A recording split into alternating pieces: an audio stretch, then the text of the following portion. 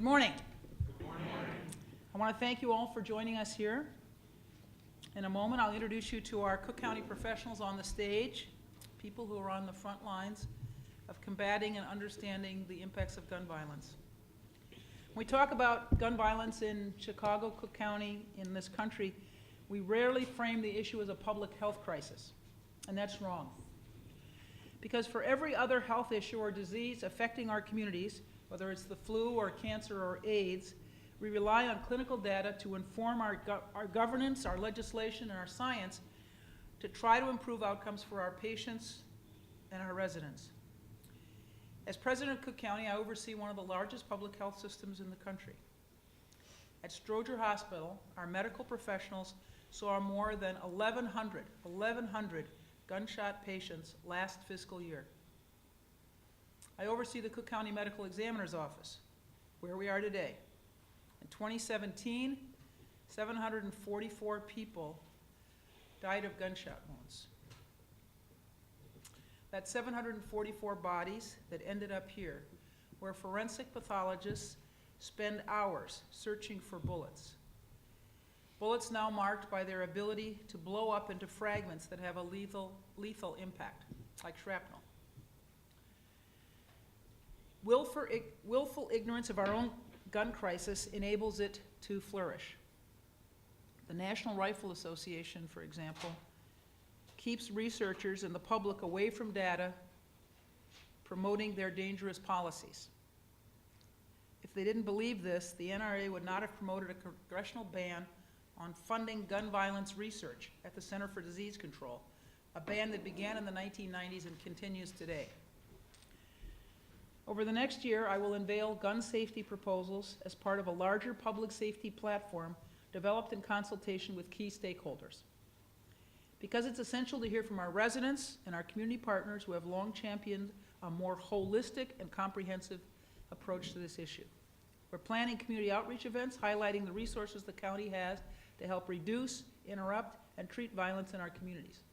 This work includes economic development in neighborhoods that are hardest hit by the violence, county hospitals and clinics and agencies that treat the mental, psychological, and emotional wounds of gun violence victims, and a continued investment in community-based programs and services that directly impact our most vulnerable residents who are at risk or involved in the criminal justice system.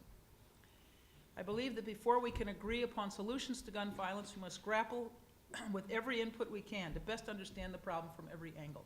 And that's why we're here today. I'd like to introduce our panel. So, starting right here, Dr. Faran Bokhari. Did I say it right? Yep, you did. Good. All right, that's a good beginning. Who's chair of the Cook County Trauma and Burn Unit, Stroger Hospital, Cook County Health and Hospital System.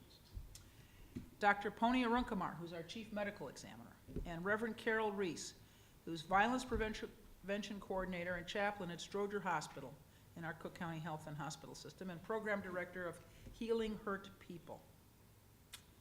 So we're going to start with Dr. Arunkumar. Hello, good morning. I'm Dr. Ponni Arunkumar, Chief Medical Examiner for Cook County. First of all, welcome to the Stein Institute of Forensic Medicine.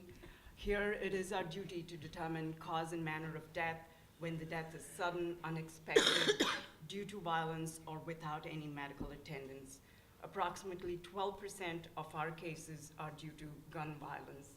Last year, as the president said, we saw nearly 750 people die in Cook County from gun violence. This is more than New York and Los Angeles combined. I don't know why we're seeing this increase, but I can explain how these bullets go through skin, bone, and organs and produce fatal injuries. Thank you. Dr. Bokhari, I'm the chair of trauma and burn surgery at Cook County Hospital, or Stroger Hospital. We see a lot of gun violence victims. About a third of our volume is gun violence. We see very young people that are shot and very old people that are shot, which is a new development. They are shot multiply. This is also new compared to what we've seen over the past 2 or 3 decades. There are a lot of sad stories that go along with this, and we have to figure out a solution to these problems. We see a lot of repeat patients as well. Up to a third of patients will be shot again. So this is a socioeconomic issue, I think, where people live, how they think about life, and we need to find a solution to this, or we end up going in a circle. Good morning. Good morning. I'm Carol Reese with the Department of Trauma at Stroger Hospital.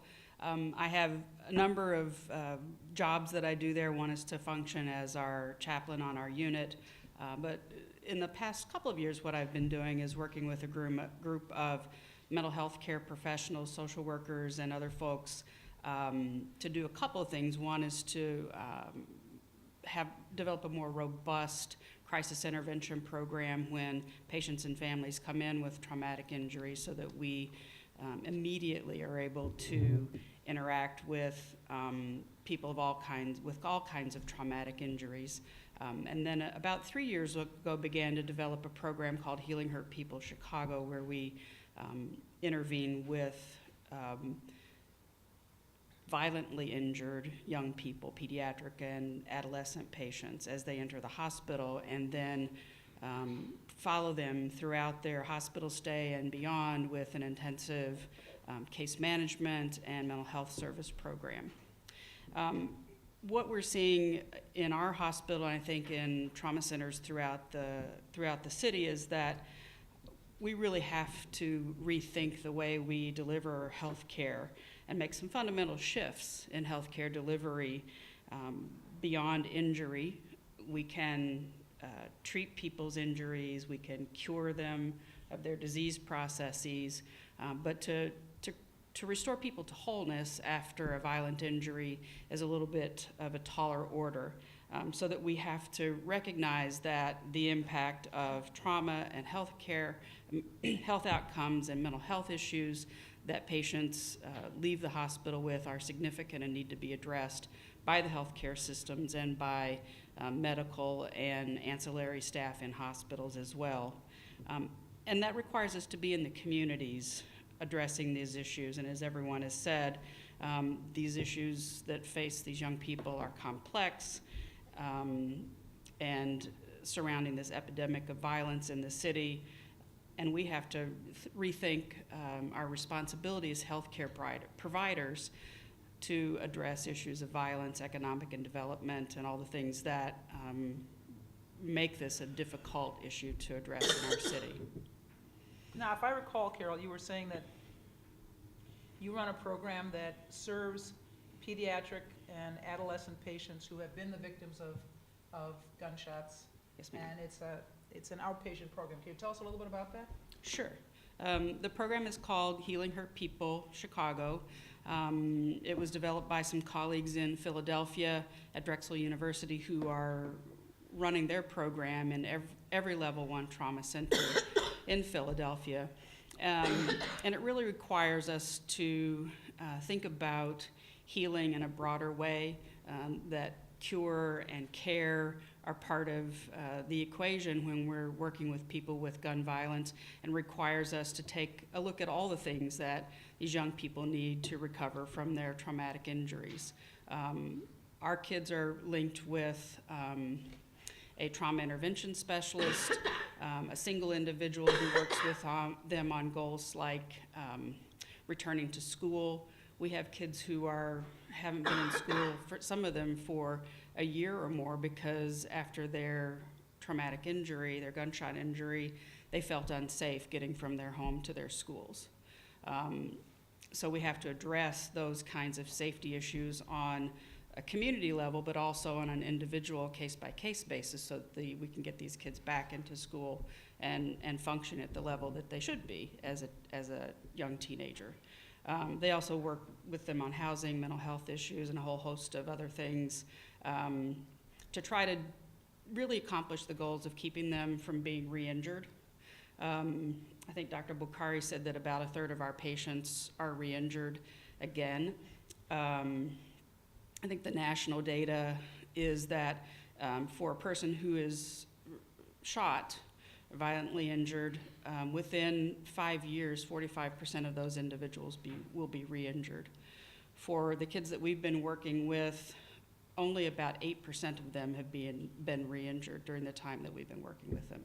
So our success rates are very good at keeping kids out of harm's way. We also try to work to keep these kids out of the criminal justice system, but most importantly, to try to get them to a place where they can thrive in their lives, where they have jobs, they finish school, and they begin to see themselves as young people who have a future. Thank you. And that program, as I recall, is $5,000 a year, is that right? That to treat one kid for a year, the cost is about Right. $5,000 a year. Right. It's incredibly expensive, however, to treat gunshot patients. Dr. Bokhari? So this is an average. How much does it cost to treat a gunshot? About between $30,000 and $50,000 per person. There are huge variations in this, because some people will just have a skiving blow and they'll be able to leave very quickly. Others will be in the hospital for months and months from the sequelae of gunshots that they have suffered. And then for some, they'll be treated for the rest of their lives for the injuries that they sustain. Most people are not used to being shot, so they'll have psychological sequelae, and if we've treated them physically, they've had operations done, the vast majority of them will have disabilities. All right. Another part of this problem, of course, is the autopsies. Dr. Arunkumar, do you want to talk about how the change in the way, I guess, bullets are manufactured and the multiple gunshot wounds have impacted the medical examiner's office? So over the years, we're seeing more gunshot victims. We had a 50% increase in the number of gunshot victims in 2016 compared to the prior year. We're seeing more high-powered rifle injuries. We're seeing more, the victims are shot more times than before. So we're seeing victims with multiple gunshot wounds. In 2017, 62% of our gun violence victims had multiple gunshot wounds. And most of them are found in automobiles. So what we have to do is determine where the entrance wounds are, where the bullets are going through in the body, what organs are being injured, and when the bullet goes through an intermediary target like a car window or a car, the door, then the entrance wounds, the characteristics are modified, which require a detailed examination by the pathologist. So the time involved with documenting all these wounds, documenting the injuries each of these bullets produce is very long. It can take 8 hours or more for a case of multiple gunshot wounds where the person was shot 5 to maybe 30 times. They're using newer ammunition. Towards the end of 2016, we saw about 8 cases, and we published a paper on this where they're being shot with RIP bullets, which are radically invasive projectiles. These are manufactured as the last round you will need. What this bullet does is it fragments into 7 to 9 pieces when it enters the body, and each piece goes in a different direction. So you're seeing 7 to 9 wound paths, and the destruction is much more than a single projectile. And these pieces are sharp, so the pathologist has to be careful to take these pieces out. They refer to them as trocars, so you can imagine how sharp these fragments are. This is a handgun, and what was used was this RIP ammunition. And you can see here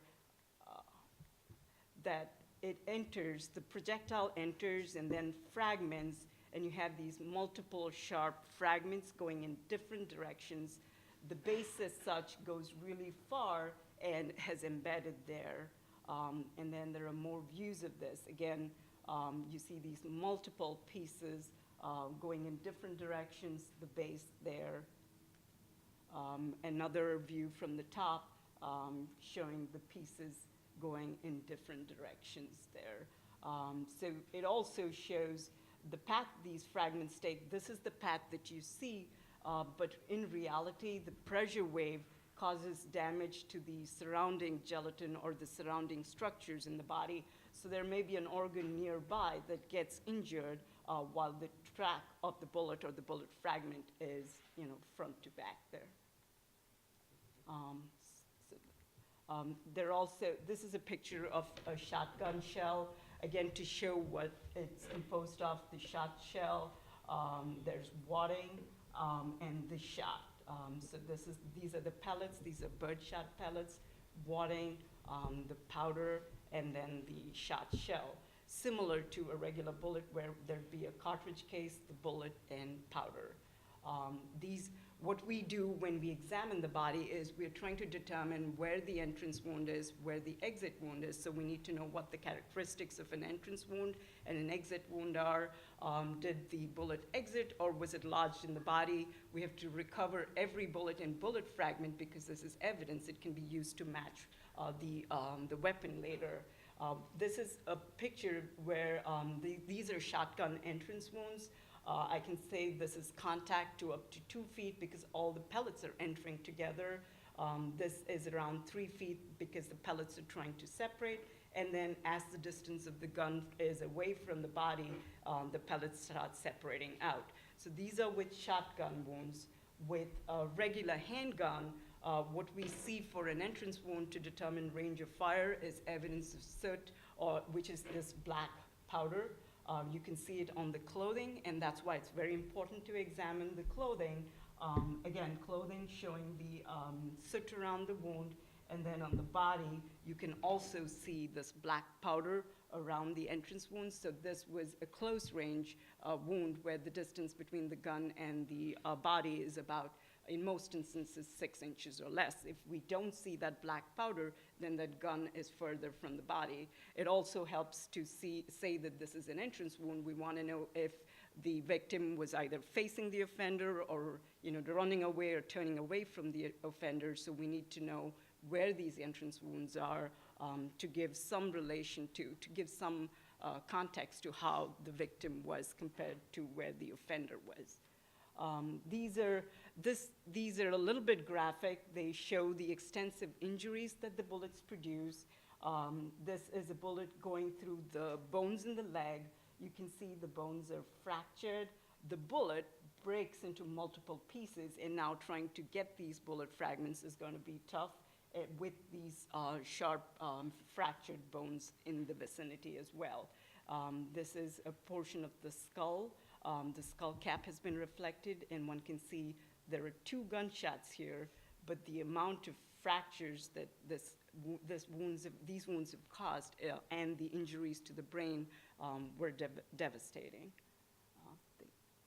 And this is a photograph showing, when we say multiple wounds, this is a photograph of the back of an individual showing these multiple wounds. We need to know whether they were entrance wounds, where these projectiles went through. Did it involve a vital structure? What's the direction of these projectiles? These are buckshot wounds, so shotgun wounds on the back. So that ends the photographs that I have. You keep data about where and when gun deaths occur. How is that helpful? So we have the data available to anybody, to public health, to researchers, as to the gunshot victims we have seen at our office, the incident locations where they were shot, what are the demographic characteristics. This could help with research and seeing any trends with these gunshot wounds. Is there any particular locations where they're occurring more often than others? Any factors that are involved with how these gunshot victims, how this gunshot violence is occurring. So it could help with research and also help with public health perspective. And we have a short video later that shows how the app is. It is available on the Cook County website, on Cook Central. Our PIO, Becky Schlickman, will help with giving you details on how to get there. Dr. Bokhari, Dr. Arunkumar talked about research. What kind of research do we need to address this challenge? This is always an interesting question. We don't have a lot of research on the real causes of gun violence. We've got some idea of what socioeconomic factors might be causing this gun violence across the country in various urban areas or rural areas. However, this is also not rocket science. You know, guns are meant to enhance the ability of a person to kill or defend themselves, depending on their perspective. So unless you are willing to say that every person in the country that owns a gun, who owns a gun, is completely rational at all times, and you know their mental state at all times, you're going to have to accept a certain level of death in your society if you're going to provide them with this enhancing weapon. And you see this across the country. You've got kids dying in Connecticut and people dying in Vegas, and you we always come back to we have to have better mental health support for a lot of people in the country. But are you really going to be sure that everybody that you're arming is rational at all times and is thinking the right way? I don't think that's possible. So it's a big question that faces our society. It's almost an anachronism. It's very different when you travel overseas to some of the more civilized countries, which we consider ourselves to be part of, and the way they look at us. It's always interesting to get other people's perspectives and sort of try and figure out a solution for our own problems. We don't do very well in comparison to other civilized countries. No, we don't. Reverend Reese, can you talk to us about some of the physical and mental challenges maybe that don't get discussed enough when we're talking about gun violence? Sure. You know, Dr. Bokhari alluded to this a few minutes ago about the kinds of injuries that the young people we care for walk away from, because most people don't die from a gun-related violence.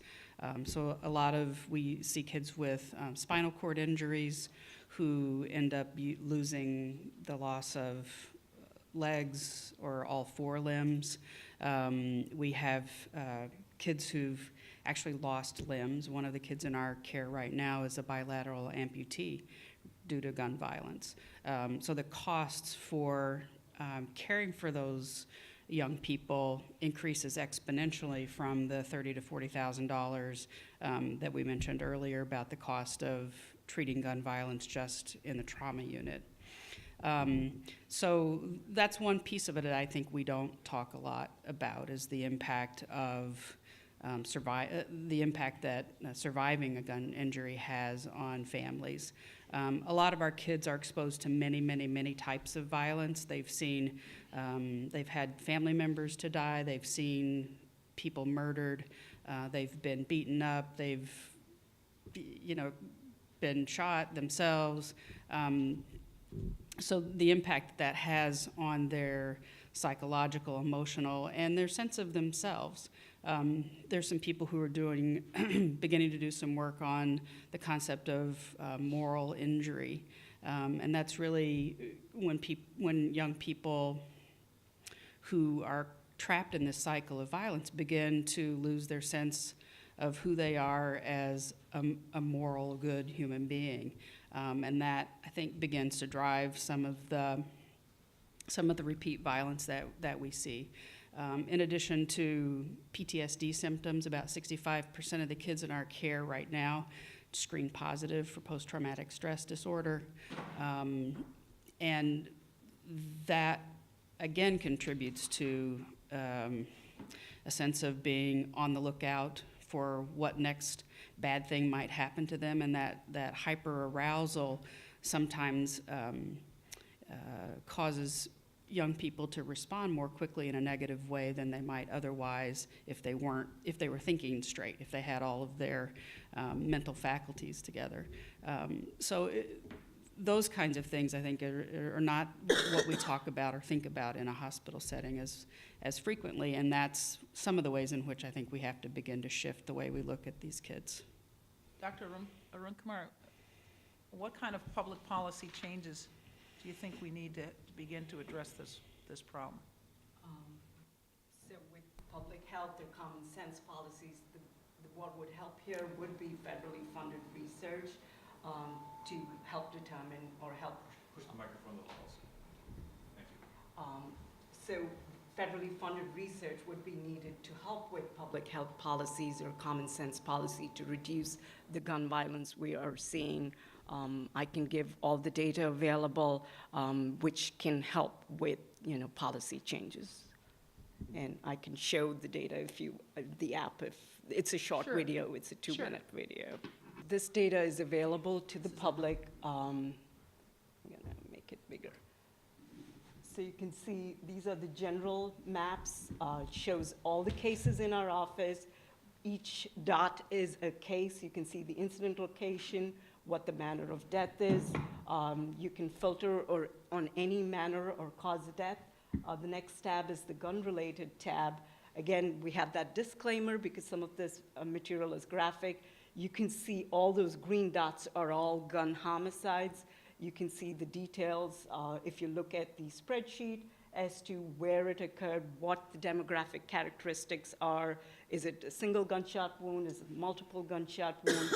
If it is a suicide, it'll be a purple dot, so you can see all the data available. We have opiate-related deaths as well. So any cause of death, anyone can search on that could help with policy changes. Dr. Bokhari, any more policy changes? Civilized policy changes would require a civilized debate. There are people on both sides of this gun debate that are reasonable people. I think the unreasonable ones we'll have to deal with separately. The reasonable ones can have a debate and decide what the best way to stem the tide of violence is. It's not just about inner city, urban America. This is happening all across the country, and it's not something that we should live with. Thank you all. Dr. Bokhari, Dr. Arunkumar, Reverend Reese, we're grateful to you.